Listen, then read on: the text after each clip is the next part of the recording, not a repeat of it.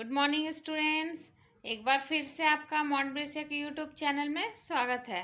आशा है आप लोग घर पर अच्छे से होंगे और सुरक्षित होंगे। तो घर पर पढ़ाइयाँ हो रही हैं ना? आप लोग अपने कहानियों को पढ़ रहे हैं ना अच्छे से? मैंने आपको क्या दिया था होमवर्क रीड करने के लिए? चैप्टर 4 आप लोगों ने किया है। आइए हम आगे की कहानियों को आपको फिर से पढ़ाते हैं। पिछली क्लास में मैंने क्या पढ़ाया था? रज्जी का क्या शौक है, उसके प्रतिभा क्या है, वो क्या करना चाहता है, उसे क्या करना बहुत पसंद है। ये था ना कहानी। मैंने आपको सबके हॉबीज़ के बारे में बताया। रज्जी को क्या पसंद है मैंने आपसे पूछा था ना। मैंने बताने की भी कोशिश की थी वो कैसे गुलेल चलाकर आमों को तोड़ता था। आइए अब बाकी की कहानियों को हम देखते हैं। दिन खेलते हुए बच्चों की गेंद गहरे तालाब में गिर गई। अब क्या हो? रज्जी ने पत्थर के टुकड़ों से ऐसे निशाने लगाए कि गेंद तुरंत तालाब के किनारे लग गई।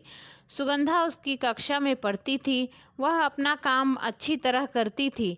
रज्जी ने उससे कापी मांगी पर उसने नहीं दी। रज्जी ने मध्यावकाश के समय रबड़ का एक बिच्छू इस तरह से उछाला कि वह सीधा सुगंधा के सिर पर गिरा।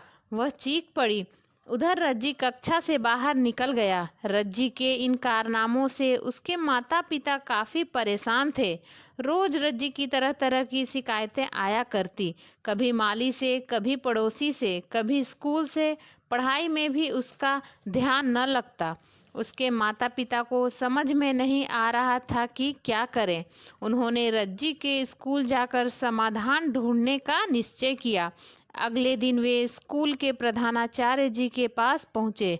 रज्जी के माता पिता ने उसकी हर रोज की शैतानी और निशाना लगाने की सारी बातें उन्हें बताई। प्रधानाचार्य जी ने रज्जी की कक्षाध्यापिका से कुछ बातचीत की। वे कुछ सोचते हुए बोले, मुझे पूरा विश्वास है कि आज के बाद रज्जी के व्यवहार में बदलाव आएगा। आप उसकी शैतानियों से परेशान नहीं होंगे। मैं समझ गया हूँ कि मुझे क्या करना है। आप निश्चिंत होकर घर जाएं। रज्जी के माता पिता को थोड़े ही दिनों में उसमें कुछ बदलाव नजर आया। अब रज्जी न के बराबर शिकायतें करता, उसकी कोई शिकायत भी न आती। माता पिता के लिए यह किसी चमत्कार से कम नहीं था। इसका पता लगाने के लिए वे दोबारा विद्यालय गए। प्रधानाचार्य जी से मिले। उन्होंने पूछा, क्या अभी भी रज्जी की शिकायतें आ रही हैं? नहीं सर, हम यही जानने आए हैं कि आपने ऐसा कौन सा करिश्मा किया कि रज्जी बदला बदला सा लगने लगा है। रज्जी के पिताजी ने विनम्रता से पूछा। प्रधानाचार्य जी ने कहा, रज्जी में अच्छी प्रतिभा है सही निशाना लगाने की। हमने उसकी अध्यापिका की सहायता से उस प्रतिभा को पहचाना और रज्जी को विद्यालय की निशानेबाजी टीम का उप कप्तान बना दिया। अब वह मन लगाकर निशाना लगाने का अभ्यास कर रहा है और अपनी टीम के सदस्यों का खूब ध्यान रखने लगा है। हमें पूरा विश्वास है कि इस बार अंतर विद्यालयी प्रतियोगिता की ट्रॉफी हमें ही मिलेगी। अब तो रज्जी को सब प्यार करने लगे। जो माली आम तोड़ने से मना करता वह स्वयं ही आम लाकर घर दे जाता। पड़ोसी खुश थे क्योंकि अब वह किसी को सताता न था। उसके मित्र अब रज्जी पर गर्व करने लगे। तो देखा आपने कि कैसे प्रधानाचार्य जी के एक निर्णय ने रज्जी का जीवन संवार दिया।